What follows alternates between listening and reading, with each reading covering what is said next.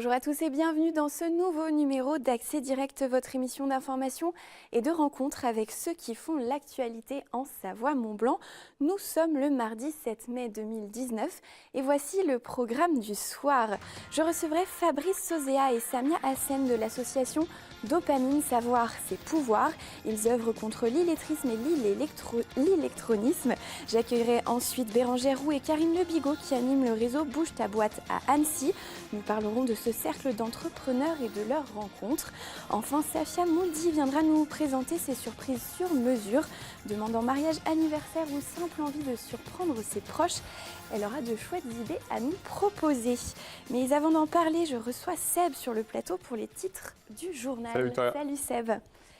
Alors, dans le journal, tout à l'heure, on va parler des bouquetins du Bargy. Oui, qui sont de retour au cœur de l'actualité. Tu as rencontré le préfet la semaine dernière. On sait depuis le lundi suisse, il y a des nouvelles campagnes de capture qui ont lieu dans le massif du Bargy pour des prélèvements, voire des euthanasies, le cas échéant pour des animaux qui sont porteurs de la brucellose. On va faire un point complet avec toi et Manu. Et puis un reportage sur la compagnie des bateaux des lacs d'Annecy et du Bourget. Voilà, on ira donc sur les lacs, puisque Tourisme Participation, c'est la société qui gère les deux compagnies de bateaux. La Custre, elle est en pleine mutation avec de nombreux investissements pour des nouveaux bateaux, des nouveaux carburants. On verra tout ça. Eh bien, merci Sam. On te retrouve tout à l'heure pour la revue de presse. Et d'ici là, avant cette revue de presse, on va passer au choix de la rédac avec l'association Dopamine Savoir ses pouvoirs. L'association est représentée ce soir par son président et sa future chef de projet, Fabrice Sozea et Samia Hassen. Ils œuvrent pour l'illettrisme et l'électronisme. Ils arrivent sur ce plateau, je vous en prie, prenez place.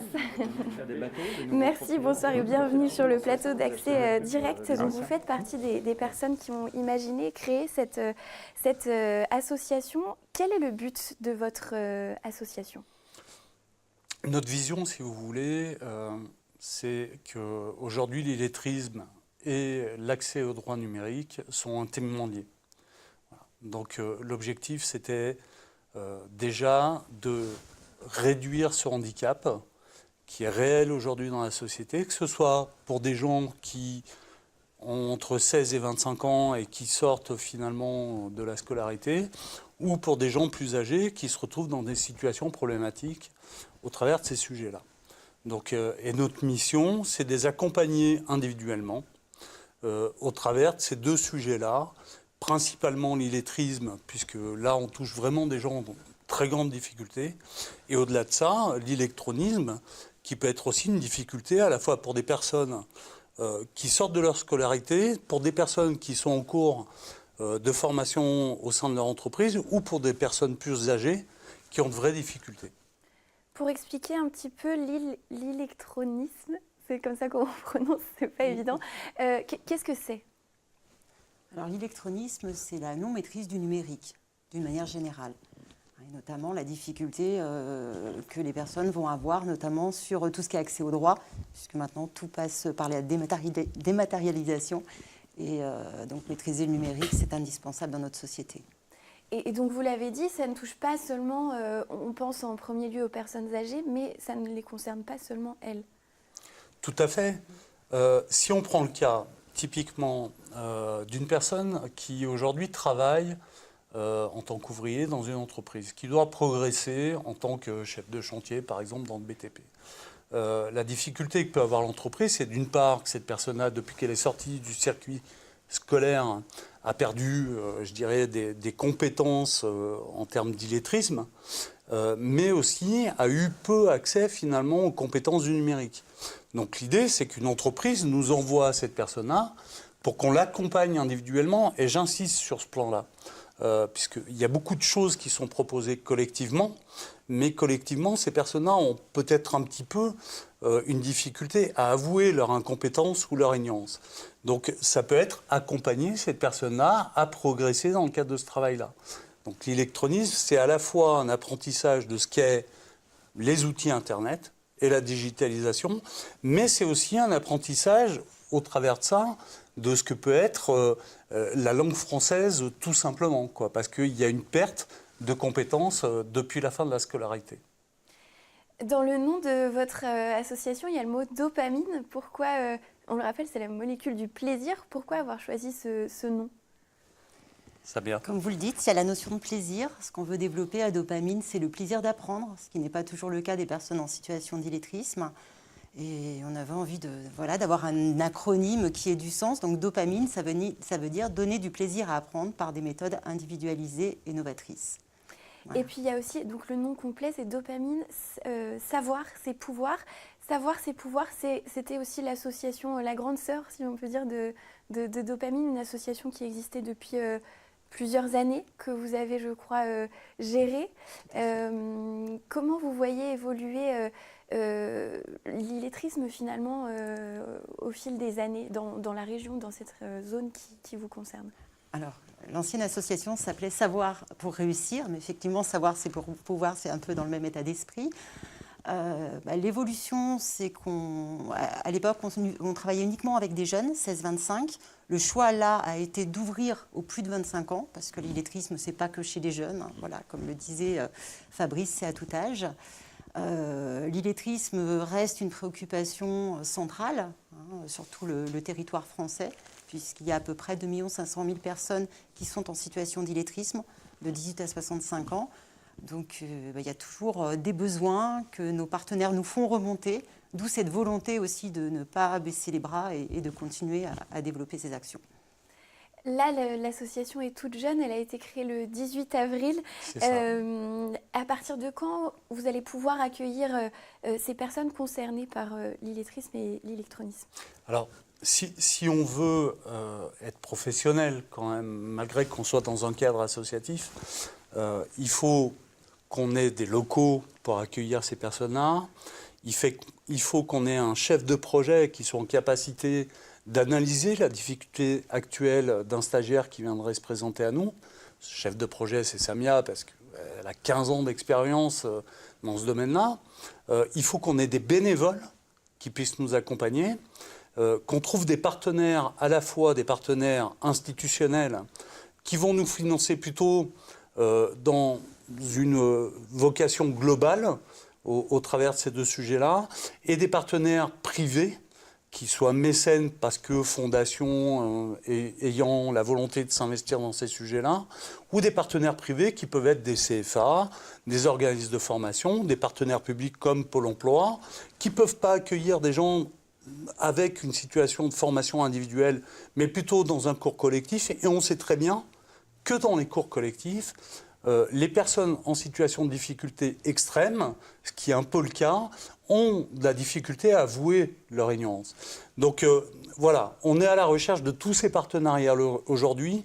On espère, en tous les cas notre volonté, notre objectif, c'est de démarrer au mois de septembre avec une organisation complète qui permette d'accueillir des gens dans de bonnes conditions et de les former dans de bonnes conditions. Pourquoi vous, personnellement, vous avez décidé de vous engager pour cette cause ?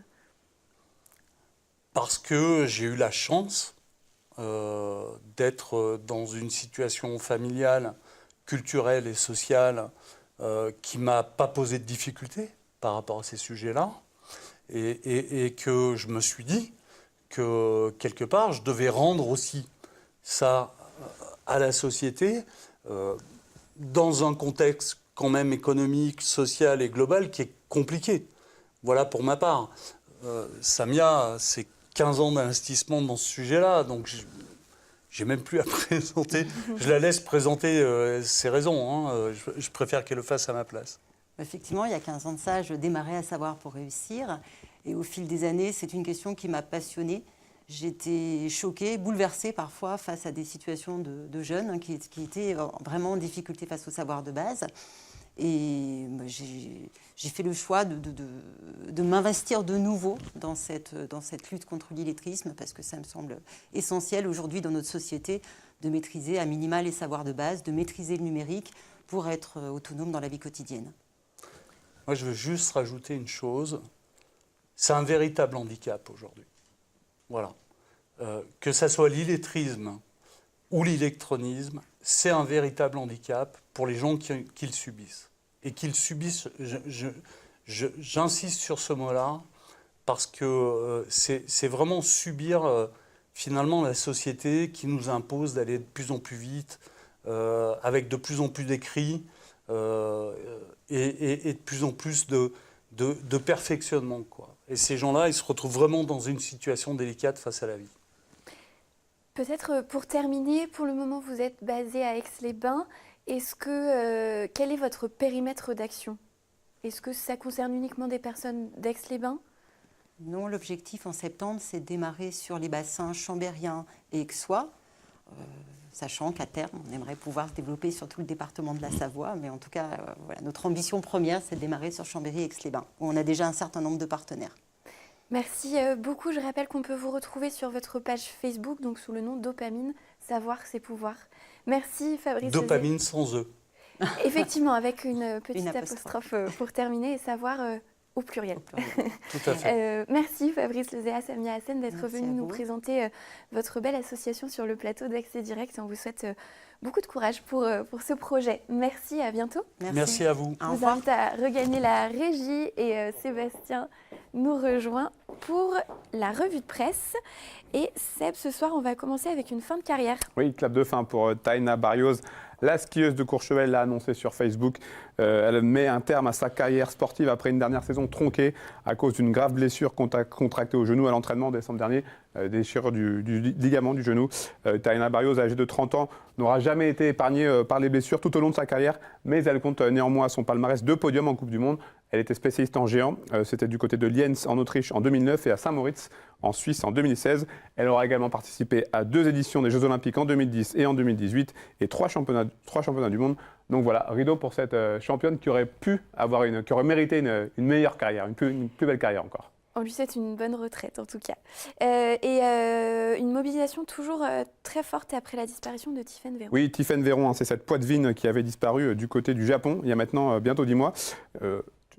Quel rapport avec la Haute-Savoie? Eh bien, il faut savoir qu'aujourd'hui, ce mardi, une équipe de secouristes de Samoa spécialisée dans le secours en milieu difficile et isolé est partie donc pour tenter de retrouver cette jeune femme qui a donc disparu le mois de juillet 2018. Cette expédition venue de Haute-Savoie était entièrement financée par la famille de Tiffaine Véron. 5 membres de la société Mountain Medic Events, c'est une société basée à Samoa donc, qui seront donc du voyage. Ils ont défini avec la famille une zone de recherche qui s'étend sur environ 6 km, zone qui n'a pas encore été on va dire, fouillé par la police japonaise. Aujourd'hui, on ne sait absolument pas ce qui s'est passé en ce jour de juillet 2018. Selon les quelques éléments qu'on a, la jeune femme aurait pu faire une crise d'épilepsie, puis tomber dans une rivière. Donc voilà, on espère que les secouristes haut-savoyards pourront faire avancer les recherches. Et toi, Victoria, tu as choisi de nous parler d'un nouveau col en cette fin de saison. Oui, le col de la Lauze. Il est né à 2304 mètres d'altitude. Il est accessible depuis Méribel et Courchevel. Les cyclistes sont invités à venir le baptiser ce dimanche. Un contre-la-montre est organisé spécialement. Les travaux ne sont pas tout à fait terminés, donc voilà, il sera ouvert ce dimanche pour les cyclistes. Ensuite, il faudra attendre fin juin. Il s'agit du 7e col le plus haut de France, le 3e de Savoie après l'Iseran et le Galibier. Et c'est un col qui sera réservé aux cyclistes sur 5 km, donc de la ferme de Pralon jusqu'au sommet. Et c'est le premier tronçon d'une piste cyclable d'altitude qui reliera à terme Courchevel à Val Thorens via donc Méribel et les Ménuires. Et donc c'est un petit événement pour les cyclistes, toujours friands de, bien monter en tout cas. De Savoie, oui. Et puis à quelques mois de la mise en service du Léman Express, l'Eurotunnel, lui, a fêté ses 25 ans. Et oui, on souhaite avec un petit jour de retard, c'était hier, un bon anniversaire au tunnel sous la Manche. Il est né le même jour que le dernier Royal Baby, un anniversaire qu'il va partager. Mais lui, il a vu le jour donc en 1994, il fait donc ses 25 ans. Le 6 mai 1994, c'était François Mitterrand et Elisabeth II qui inauguraient le tunnel sous-marin qui relie donc la France à l'Angleterre. Un projet qui était phénoménal, donc la construction a duré 6 ans. En 25 ans, 430 millions de passagers ont transité via ce tunnel qui est long, on le rappelle, de 50 km à une profondeur de 37 km. Non, pardon, rien à voir. Alors, je me trompe. Trop de chiffres en même temps. Donc, il est long de 50 km, dont 37 sous l'eau. Et il se situe à peu près 40 mètres de profondeur. Coût total des travaux, 15 milliards d'euros tout de même. Et aujourd'hui, les dirigeants l'affirment, le contexte européen a bien évolué, mais le tunnel sous la Manche restera, je cite, un trait d'union entre la France et le Royaume-Uni. Le Brexit ne devrait rien y changer. Merci. Merci Seb, à tout à l'heure pour le rappel des titres. Avant cela, je reçois Bérangère Roux et Karine Lebigou. Bonsoir et bienvenue sur le plateau d'Accès Direct. Avec vous, on va parler du réseau Bouge ta boîte à Annecy. Bonsoir. Merci d'être avec nous. Tout simplement, une première question. Bouge ta boîte, qu'est-ce que c'est ? Alors, Bouge ta boîte, c'est un réseau business féminin qui a été créé par Marie-Éloi en Bretagne. Et c'est un réseau qui a vocation de développer l'activité de femmes qui sont à leur compte ou qui sont chefs d'entreprise. Pourquoi ce réseau est consacré uniquement aux femmes ? Pourquoi ? Parce que l'entrepreneuriat féminin est un vaste sujet et que, à travers ce réseau, en fait, ce sont des valeurs de bienveillance, d'entraide qui sont mises en place pour nous aider chacune dans nos activités, en fait, à travailler sur la recommandation. Et c'est vrai qu'on partage entre femmes certaines valeurs peut-être plus axées sur la bienveillance, justement. Et l'objectif, c'est, voilà, encore une fois, de travailler sur la recommandation et de dire qu'une fois qu'on recommande quelqu'un, pour les unes et les autres, ça peut nous donner accès à des nouvelles opportunités d'affaires. Donc c'est voilà, une façon de travailler peut-être un peu différente que quand on est sur un public mixte, par exemple, je pense à d'autres réseaux qui sont aussi orientés business mais qui sont mixtes. Là, on est encore une fois bien sur la bienveillance et sur l'entraide, qui est quand même l'objectif principal étant quand même le développement d'affaires. Quel est votre rôle, vous, chacune, dans ce réseau ? Alors moi, je suis à l'initiative en fait du cercle local à Annecy parce que je cherchais justement un réseau dans lequel investir du temps pour mon activité. Et puis j'ai contacté en fait Bouge ta boîte et j'ai tout de suite adhéré en fait aux valeurs qui sont véhiculées par Marie-Éloi et son équipe. Donc après différents échanges, je me suis pas trop posé la question et j'ai pris l'initiative de ce réseau. Donc aujourd'hui, je l'anime, mais j'insiste sur le fait que c'est un réseau qui est basé sur... il n'y a pas de lien hiérarchique entre la personne qui anime et les membres. C'est bien des décisions qui sont prises de manière collégiale. Donc si je suis à l'initiative, toutes les membres, on est un peu... on est chacune responsable d'une partie du fonctionnement du cercle. Et vous, Karine Lebigou ? Alors c'est exact. Moi j'ai rejoint l'équipe, le cercle il y a quelques temps maintenant, j'en suis très satisfaite. L'idée aussi c'est de partager en dehors des valeurs. Lorsqu'on est indépendant, lorsqu'on est seul, on se pose beaucoup de questions. Et le fait de pouvoir se retrouver entre nous et de se rendre compte qu'on a les mêmes préoccupations, les mêmes besoins, et effectivement apprendre à se connaître pour se recommander derrière, c'est essentiel. Il paraît que le business pour une femme, c'est encore tabou. Est-ce qu'une femme ne peut pas s'affirmer en tant que businesswoman dans la société française ? Alors effectivement, c'est compliqué et c'est aussi un des objectifs de Bouge ta boîte au-delà du simple développement d'affaires. On a du mal à parler d'argent, on a parfois du mal à envoyer notre facture, on a parfois du mal à évaluer notre prestation et on est parfois dans la justification, ce qui est peut-être moins vrai pour un homme. Bouge ta boîte n'est pas un réseau féministe, c'est bien un réseau féminin, c'est pas un réseau féministe, mais néanmoins, c'est vrai qu'il y a peut-être un peu de retard qui a été pris et que le cercle a aussi cette vocation-là de dire peut-être aujourd'hui je dois envoyer une facture, c'est compliqué pour moi, ou je dois justifier de ma prestation, c'est compliqué. C'est aussi de s'enrichir en fait chacune des retours d'expérience qu'on peut avoir. J'ai été confrontée à telle situation, voilà comment j'ai géré. Donc effectivement, je pense qu'il y a encore un peu de tabou et qu'on est, on est encore peut-être trop dans la justification.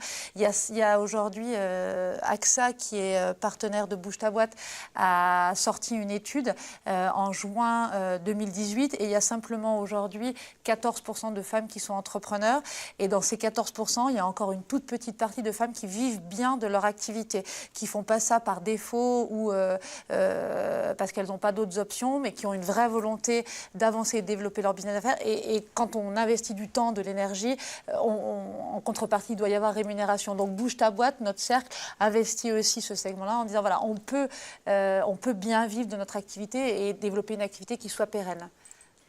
Quel est votre parcours à vous d'entrepreneur et qu'est-ce qui vous a mené finalement jusqu'au cercle Bouge ta boîte? Alors moi, je suis à mon compte depuis 2 ans. Je suis consultante en marketing digital. Donc j'accompagne les entreprises dans la définition et implémentation de leur stratégie sur le web pour développer du chiffre d'affaires, créer de la génération de leads ou développer de la notoriété.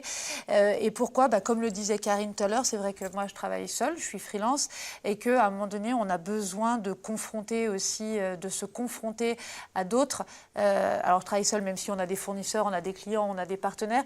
C'est vrai que s'entourer de femmes entrepreneurs comme soi, c'est à un moment donné aussi pouvoir peut-être prendre du recul, se poser les bonnes questions, tout comme on pourrait le faire au sein d'une même équipe. Donc moi, ça fait 2 ans que je suis à mon compte et j'ai ressenti ce besoin d'un point de vue personnel et aussi pour développer mon activité. Parce que je m'épanouis en tant que freelance, mais que c'est un moyen aussi de gagner en visibilité, d'être visible et puis de rencontrer des gens. Peut-être même question Oui. sur votre parcours. Alors, de mon côté, moi, je suis mandataire exclusif pour AXA. Je suis agent général AXA Prévoyance et Patrimoine. Et au cours des formations qu'on a dans le groupe AXA, il nous est fortement recommandé de travailler en groupe, en cercle. Et AXA étant partenaire de Bouge ta boîte, c'est tout naturellement que je me suis tournée vers ce réseau-là. Et puis après, c'est une question de feeling. On rencontre des gens, ça match ou ça match pas. D'accord ? C'est pas une question de femme ou d'homme, c'est une question d'individu. Et en fait, le groupe que j'ai rencontré m'est apparu très dynamique.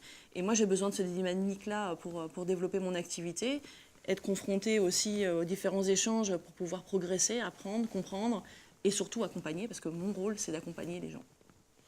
Comment fait-on si on est entrepreneureux pour rejoindre le cercle Bouge ta boîte? Alors, on est encore en construction, entre guillemets. On est aujourd'hui 12 membres confirmés. Le cercle va jusqu'à 20 femmes entrepreneurs. Et une des valeurs essentielles est la non-concurrence entre les métiers. Donc aujourd'hui, on a une représentante déjà de pas mal de métiers. Donc si certaines femmes qui regardent aujourd'hui sont intéressées, elles peuvent aller sur le site de Bouge ta boîte et puis simplement remplir le formulaire de contact. Nous, aujourd'hui, ce qu'on recherche comme métier, si je peux lancer un petit appel, c'est bienvenue aux experts comptables femmes. C'est très difficile à trouver, donc si certaines d'entre vous qui nous écoutez êtes experts comptables, vous êtes bienvenus. On cherche aussi les métiers de la santé, alors plutôt médecine parallèle, ostéopathe, diététicienne, naturopathe, ce genre de métier, et puis également des graphistes. Après, toutes les bonnes volontés sont bienvenues, mais voilà, en priorité, on recherche sur ces métiers-là, donc simplement aller pour le moment sur le site de Bouge ta boîte, et puis après, les demandes nous seront transférées à nous. En local. Il y a le cercle Annecy, surtout sur Bouge ta boîte, tu peux voir déjà les membres qui sont présents avec leurs fonctions, leur métier, et puis voir si ça colle aussi à l'envie des personnes. On peut vous retrouver sur le site, peut-être rappeler l'adresse bougetaboîte Annecy. Bougetaboîte.com. Et après, il suffit de sélectionner Annecy et puis effectivement, on apparaît et il y a peut-être même nos adresses e-mail. Je ne sais plus, ça c'est à vérifier. Mais en tout cas, voilà, on est toutes listées et sur le site, c'est facile de nous rejoindre. Donc bougetaboîte.com. Il y a aussi une page Facebook et un compte Instagram. Donc celles qui veulent, nous trouvons sans problème. Merci beaucoup. Merci Bérangère Roux et Karine Lebigou de nous avoir présenté ce réseau et on vous souhaite beaucoup de courage pour tout ce travail. Merci de nous avoir invités. Merci à bientôt. À très bientôt. Merci. Au revoir. Je vais accueillir tout de suite. Je vous invite à regagner la régie, effectivement. Le temps pour moi d'accueillir ma dernière invitée, une entrepreneure aussi. Bonsoir, Safia Mouldi. Vous êtes la créatrice de l'entreprise Pom Pom Pellup. Pom Pom Pellup, c'est ça. Est-ce que je prononce correctement? Oui, très bien. C'est pas simple à prononcer, mais qu'est-ce que ça signifie? Alors, Pom Pom Pellup, si vous regardez le logo, vous avez comme un cœur qui bat, voilà, et ensuite les étoiles. Donc, c'est beaucoup d'émotions de faire une surprise, de vouloir faire plaisir à quelqu'un. Et donc, vraiment, l'idée de base, c'était de dire on fait plaisir. Et toutes ces émotions, c'est notre cœur qui bat déjà naturellement, mais à la fin, c'est un up d'explosion et de joie. Donc, voilà le logo. Vous êtes spécialisée dans les surprises sur mesure. Comment vous avez trouvé l'idée de créer une entreprise spécialisée dans la surprise? Alors en fait, j'ai fait une dizaine d'années à peu près dans la technique, donc pour la pharmacie, pour les cosmétiques. Ça n'a strictement rien à voir avec les surprises. Par contre, en parallèle, ça fait des années que j'en fais beaucoup pour ma famille, mes amis, même pour les team building. Et tout ça cumulé, au bout d'un moment, l'envie d'entreprendre et d'être mon propre patron, de faire quelque chose qui me plaît. Je me lève le matin, il n'y a pas d'effort particulier. C'était de créer donc des surprises, mais plus pour ma famille et mes amis, mais donc pour des gens qui n'ont pas le temps ou tout simplement pas les idées. Alors, quels sont les types de surprises que vous proposez? Pour quelles occasions on peut faire appel à vos services? Alors, ce qui est génial, c'est qu'on pense aux anniversaires, on pense un peu moins aux enterrements de vie de jeune fille, mais on en a aussi. Mais il y a plein d'occasions de faire des surprises. Si je vous dis team building, d'habitude, on vous prévient, en cohésion d'équipe, mais une surprise, ça peut être, vous pensez aller en réunion, et finalement, une petite surprise se cache derrière. On peut aussi avoir des déjeuners surprises, des dîners surprises. Faire plaisir à quelqu'un qui, par exemple, ne se sent pas forcément bien, comment faire? Et bien voilà, on fait une petite surprise pour plein d'événements différents.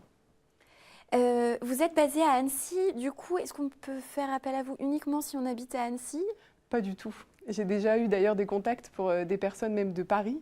Donc l'idée, c'est d'exporter tout ça, de faire plaisir aux gens et puis vraiment d'être proche aussi de mes clients, mais pas simplement physiquement. Donc j'ai des appels par Skype. Ce qu'il ne faut pas oublier, c'est que pour une surprise, il faut se cacher.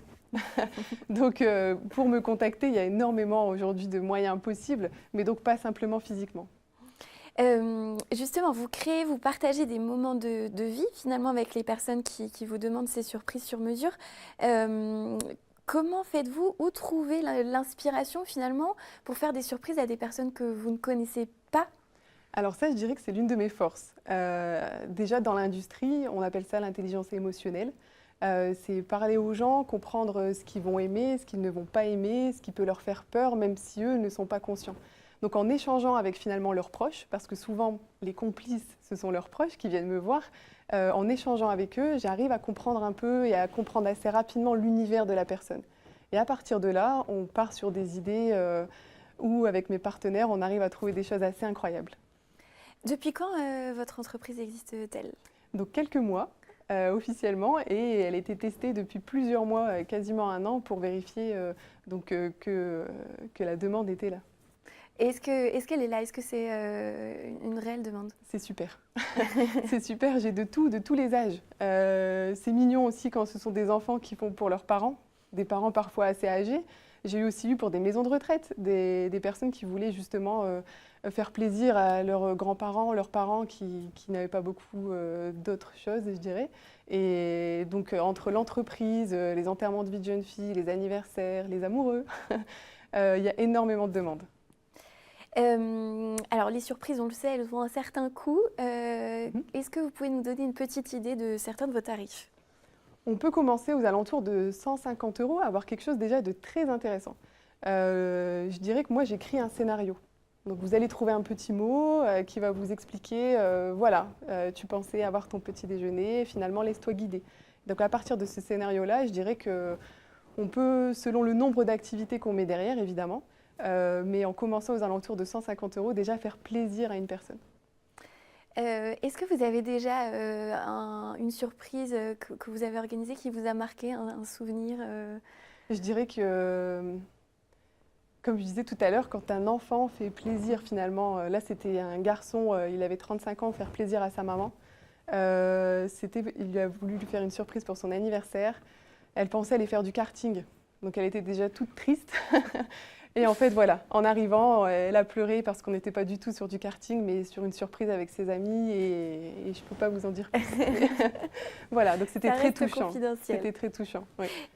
Merci beaucoup. Alors, on peut vous retrouver sur Facebook, Instagram. Oui, c'est ça. Et puis le site pompompedup.com. Exactement.